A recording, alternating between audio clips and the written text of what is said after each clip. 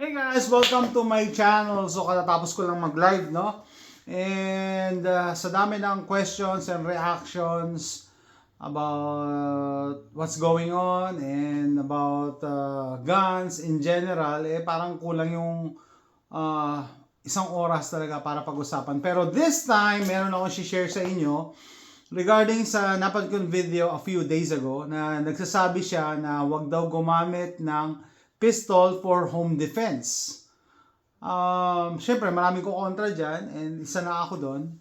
Pero may punto siya eh. Yun ang gusto ko i-share sa inyo. So, etong setting na to, hindi lang to pang US. Applicable to para sa lahat ng lugar. Depende na lang sa layout ng bahay nyo. Ano ibig sabihin? Mamaya, i-breakdown natin. So, usually, katulad ko, nagkikerry ako everyday. So, as of now, kinikerry ko Taurus GX4. So, by the way, lahat na makita nyong barrel were safety check prior to filming. So, GX4, maliit. So, pag ako uwi ko ng bahay, siyempre meron siyang designated na lalagyan. Andito siya sa baba. And yung kwarto namin nasa taas eh. So, pag akit ako, akit ko din yung barrel ko, di ba? So, parang home defense na rin siya. In a way. So, pang carry, usually ganun ginagawa ng ibang gun owners. Kung anong carry nila, yun na rin yung pang home defense nila. Pero eto, may share tayo. Dito sa sinabi niya kasi, ang reason niya, kasi daw, generally, mga civilians, katulad ko, tulad natin, makakapanood dito, no? Hindi naman tayo trained for CQB. Actually, sa Pilipinas, di ba, pinagbabawal na mag-training ng CQB. So, paano ka daw mag-clear ng mga room kung wala ka namang experience. And in relation to that, meron akong ginawa ng reaction video a few years ago. Diyan sa Pilipinas, guys, no? So, ang nangyari, pinasok yung bahay niya, akit bahay or whatever. So, yung misis, natutulog sa taas, may narinig siya sa baba. Ginawa niya, may dala siyang baril, bumaba siya sa hagdanan, nakita niya yung magnanakaw, ano nangyari? Naagaw yung baril niya. Bakit? Kasi lapit siya ng lapit. Hindi ko alam bakit. Siguro nervous na din. Or yung mga tao talaga hindi ready pa kumalabit ng trigger. Dinudutot niya yung sa mukha ng akit bahay yung baril. I mean, ginagawa lang kutsilyo. Alam mo ba yun, guys? Baril yan, hindi ang kutsilyo. Hindi mo kailangan ilapit sa mukha. Kailangan may space kayo. Dapat may space kayo. So, ano nangyari sa kanya? Ginagano niya. Ewan ko, parang pinapanakot niya lang. Hindi siguro, stress na din. Hindi niya rin talaga kayang kalabitin. Pero yun ang maling-maling gagawin. Kasi, yun nga, naagaw yung baril niya. Buti na lang, hindi ginamit sa kanya. Hindi siya pinatay. No? So, kung kayo magbabaril, hindi ko naman sinasabing ready kayong pumatay. Pero, this is a gun, hindi to kutsilyo. Hindi mo siya kailangan i-dot-dot sa mukha ng para bang pinapanakot lang talaga. Okay? So yun ang kanyang punto, no? Hindi mo daw, kunyari, may home invasion scenario. Kinuha mo yung baril mo. Anong gagawin mo? Ha? Pupuntahan mo kada kwarto, marunong ka bang mag-clear kada room.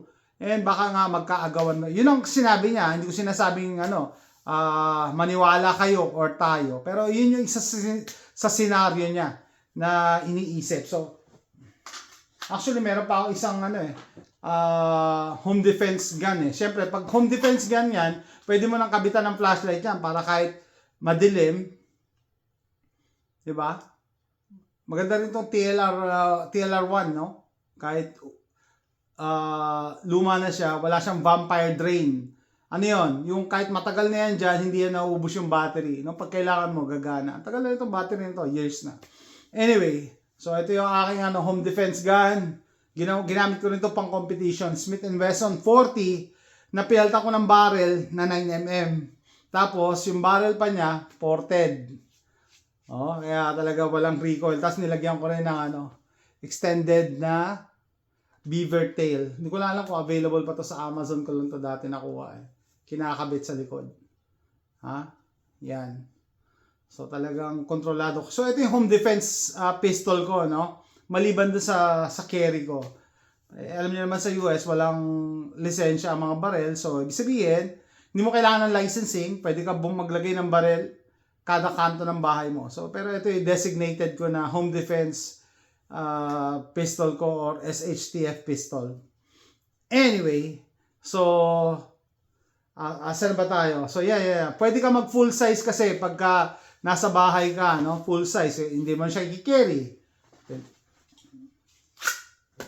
Kita niyo yung diferensya ng size at saka weight, 'di ba? And sa Pilipinas, alam ko, maraming bumibili diyan ng barel pambahay lang. Pambahay lang eh. Oh, yan. Pwede ka maglagay ng kung pambahay lang, at least bili mo full size na. Bakit? Ang mga maliliit na baril, kahit cute yan, I'm talking about the new shooters, lalo na mga babae, oy, cute yan, maganda yung kulay, maliit, tama lang. Pag maliit yan, mas malakas ang recoil niyan. Kahit 380 lang yan, as compared sa full size na 380, mas malakas ang recoil ng mas maliliit na baril. So, kung pambahay lang, home defense, mag full size ka na, no? Full size ka na. Mas madali siya i-control, yun nga, no? Mas accurate ka, and mas pwede mo pa siya lagyan ng kung ano accessories like a flashlight or laser. Ako, hindi ako fan ng laser eh. Flashlight, pwede pa siguro. Kasi ang flashlight, gamitin mo or hindi, andyan lang siya. Nakakadagdag siya sa bawas ng recoil. Kasi, di ba, yung barrel, gumaganyan. Kung may dagdag na weights dyan, kahit pa paano makakabawas yan sa recoil. Kahit hindi mo siya gamitin as a flashlight. Anyway, so yun, no? Tapos, may isa pang argument, pag 9mm daw kasi, yan, baka tumagos sa kabilang kwarto, natutulog yung anak mo, ganyan. Depende, no? Sa Pilipinas, ang bahay buhos, semento, hollow blocks. So, hindi nyo concern yan. Sa Amerika kasi, kahoy lang to na merong palitada na, para magmukhang semento pero hindi yan semento. Pag tinadyakan ko yan, tatagos pa ako dyan eh.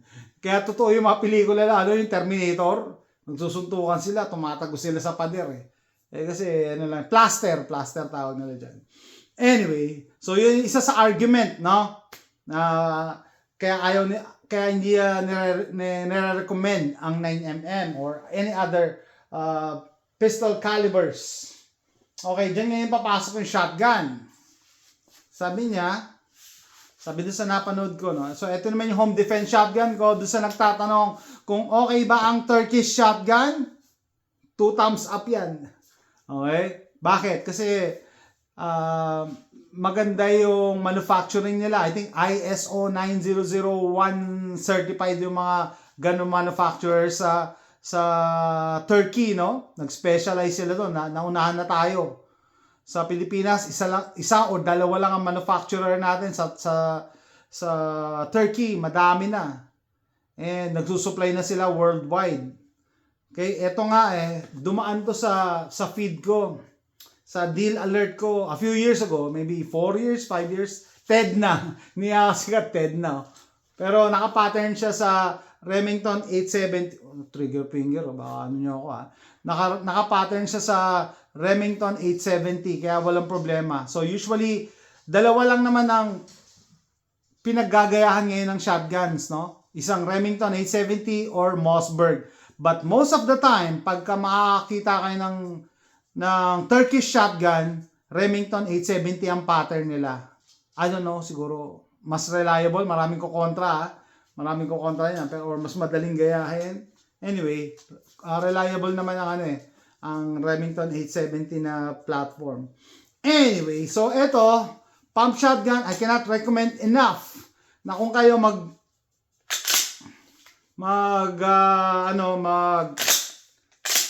yan na, wala Ay, sayang. Meron pala akong in-order. Sayang, sinta. Sandali! May in-order po ako sa Amazon. Sayang pala ito. Nag-pop din sa deal alert ko to eh. Tanan! Yan, mga ano to. Meron mga... Pakita ko na nga. Mga dummy rounds. Nabili ko lang sa Amazon, dineliver sa bahay. May goma yan sa sa puwet. Tapos meron siyang replacement pa nga May replacement Yun. Isang set. Ilang rounds to. Anyway, kaya sabi ko maganda gumawa ng mga shotgun videos ngayon kasi meron tayong dummy rounds. Dummy rounds, guys. So, ano to yan, para mag-practice din kayo sa bahay, mag-load. Anyway, ito hindi to dummy rounds, totoo yan. Ito dummy rounds. Sige, maglagay pa nga tayo. Anyway, asan na ba ako? Yun nga naka-pattern sa Remington 870. And reliable naman yung niya, yung action niya. Okay? So far, wala pa ako nakikita na made in Turkey na shotgun, maski pistol na hindi maganda. Actually, may napanood ako isang video, si Suits yata. In-explain niya bakit mura yung mga Turkish firearms. Kasi bagsak daw economy ng Turkey. Kaya ngayon, now is the time to buy. Kasi pag maganda economy nila, mahal ang produkto nila. Bagsak. Kaya might as well. Anyway, so in-upgrade ko na to. Naglagay ako ng side saddle, shell holder, yan. Tapos, stock na to, rear sight. And, naglagay ako ng extension, I think, plus 2 or plus 3. Hindi ko na matandaan, tagal ko na kasi yan. Para mas maganda yung forma. Tapos yung muzzle nito, gusto ko yung shotgun na may muzzle brake Breacher, may tusok-tusok May tusok-tusok. Tapos may butas, makakabawas sa recoil. Pero magaan kasi ito kaya mas ma-recoil. Alam nyo ba, ang Remington 870, aluminum alloy ang frame. Kaya mas magaan siya, matibay siya sa kalawang. Ang Mossberg, steel, mas mabigat. Okay? And mas kinakalawang, syempre, steel Pero, yun nga, mas magaan to dalhin. Ang problema naman, yung steel, mas magaan naman, mas maganda iputok because of the recoil, nababawasan. So, pag ang baril nyo, the rule is, pag ang baril nyo mas mabigat, mas magandang ang recoil management. Pag mas magaan, mas maliit, mas malakas ang recoil. Ganun yan. So, ibig sabihin, itong shotgun na to, dual purpose. Pwede ka makipag hand-to-hand combat where yun ay last resort, Kasi, yan nga, pwede mong pandut-dut yan, or pang bash tong nilagyan ko talaga butt plate. Kung aabot kayo sa ganun, pero yun ang iiwasan nyo Kaya sabi nung napanood kong video, kaya sinasuggest niya ng shotgun, although mas mahaba siya sa pistol, hindi naman tayo talaga dapat nagki-clear ng room. Ang sabi niya sa video, kung mag-isa ka lang sa bahay, stay in your room, mag-barricade ka, or kung may kwarto yung mga anak mo, punta ka doon sa mga anak mo, and then doon nyo lang i-secure nyo yung room nyo, doon nyo lang intayin yung help. You don't need to clear the room. Hindi mo na kailangan mag-clear ng room. Hindi mo na isa-isahin yung mga kwarto, yung baba, yung restroom. Hindi na, hintayin nyo yung police. Yun ang suggestion niya, which is, I think, it's a good suggestion, lalong-lalo na kung hindi yung padre de pamilya yon. Kung mga mothers, naiwanan kayo ng barel, dahil yung asawa nasa trabaho, yung lalaki is night duty, di ba? Kung ikaw mother, or ikaw yung oldest child, mag-intay lang kayo. Ang suggestion niya nga is, pumunta sa isang kwarto, yan, tamang abangers lang. Mag-abang ka lang dyan. Which is a good idea. Similar with, sa nga naman daw, nung panahon ko, yung mga Counter-Strike, Maraming nagagalit sa mga abangers. Pero mas maraming nadadali yung mga abangers Yung mga nakaabang lang. Whatever is inside your house, pwede daw yan mapalit. Tama naman, pwede mapalitan yon. Either ng insurance or mga bagay na mananakaw, pero yung buhay mo, yun ang importante, which is a good suggestion. Magpunta ka lang sa kwarto ng anak mo, iumang mo lang yung shotgun sa pinto, pag pumasok siya, then do it. Hindi mo trabaho na i-clear yan kada room. Dahil hindi naman tayo spetnas, spec ops, hindi tayo SWAT, no? In general, no, yung mga civilians, hindi tayo trained dyan. Lalo na sa Pilipinas, di-discourage ang CQB training, di ba? So, maganda, mag-abang ka lang, no? Pag nakatutok kayo sa pinto, imposible hindi mo siya tamaan. Pero syempre, kailangan mo pa rin mag-aim, ha? Misconception yun, guys, na pag shotgun ang gamit mo, hindi mo na kailangan i-aim. Basta i-ano mo lang sa direction niya. Pwede ka pa rin sumablay. Lalo na kung slug ang bala mo or double lockback. Kung birdshot naman, spread nga, kaso mahina ang power niyan kasi maliliit lang na bulitas yan. Okay? So, tama rin naman kung ikaw yung nanonood dito, yung mother, na napag-iwanan ka ni mister, sabi, oy, may baril dyan, pag pinasok kayo, gamitin mo. You don't have to go downstairs. Abangan mo lang siya. Magtago ka lang sa isang corner. Hindi mo kailangan idot-dot yung baril sa mukha niya. Abang ka lang. Plus, marerelax ka pa noon, no? Breathe. Kasi alam ko, mataas ang adrenaline nun eh. Habang nag-aabang ka sa isang sulok. Diba? Habang abangers kang ganyan. Relax. Makakapag-ano ka pa. No? Makakapag-relax ka pa. Kesa yung nag-clear ka ng room, hindi mo alam. No? Mapapa-hand-to-hand combat ka pa. Which is, I think it's a good suggestion. No? Kung hindi ka naman sanay, or you don't need to, hindi mo kailangan mag-clear ng room. Diba? Mag-abangers ka lang. Pero syempre, case-to-case basis yan. Like, kunyari ako, padre de pamilya ako, and I want to secure the house. Syempre, magkiklear ako ng room na gusto ko siguraduhin yung safe ang pamilya ko, ang buong bahay ko. Ultimo, yung mga aso ko, gusto kong malaman na safe sila. Pero kung hindi naman, di ba, hintay ka lang dyan. Hintay mo dumating yung mga police. And then, use your phone. Wala yung phone ko, andun sa kabila. Habang nakaabang ka, tawag ka. Habang hinintay mo yung police, or tawag ka sa kaibigan mo kung kapitbahay mo. Yung iba may mga katabi na maganda yung relationship. Oy, pre, silipin mo nga yung pinto namin kung bukas, kung ano. May nakapasok sa bahay namin, ganyan. O tumawag ka barangay. Lots of options. No? Ang pinakaiiwasan nyo rito is masyado kang lumapit dun sa perpetrator, either akyat bahay or whatever, or hitman, na to the point magpapambuno kayo kasi baka maagawan ka and baka mamaya hindi lang siya nag-iisa. Tapos hindi ka pala ready gumamit ng baril. Anyway, so that's it, guys. It's your choice. Pistol or shotgun. Take it to consideration pag home defense ang pinag-uusapan, hindi lang ikaw ang nakatira. Hindi lang, may mga chance or instances na ang maiiwan sa bahay is yung anak mo, yung panganay, or yung asawa mo, babae. So dapat, sabi nga mga taga Quezon, maalam silang gumamit niyan. Or meron silang kahit papano, bigyan mo silang kahit papano crash course kung anong gagawin nila. Pero I think magandang option yon na pag sila lang, barricade yourself in one of the rooms or taguan, abangers ka lang dyan.